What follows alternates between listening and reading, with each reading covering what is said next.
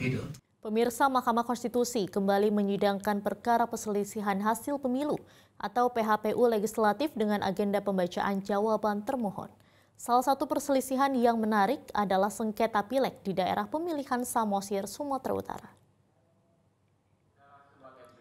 Pemohon dalam perkara nomor 149 ini mengklaim termohon KPU mengurangi perolehan suara yang menurut pemohon memperoleh 48 suara, tapi KPU mencatat 10 suara. Jika permohonan itu dikabulkan MK, pemohon akan memperoleh selisih 1 suara lebih banyak dari pihak terkait, yakni pemohon 1.569 suara dan pihak terkait 1.568 untuk pengisian kursi ke-8 DPRD Kabupaten Samosir, Sumut.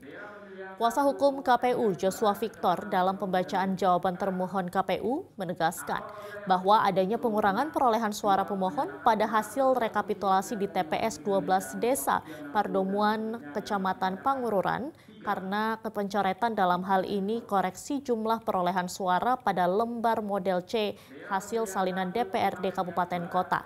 Mekanisme perbaikan dan koreksi suara sudah sesuai dengan ketentuan undang-undang dan peraturan KPU.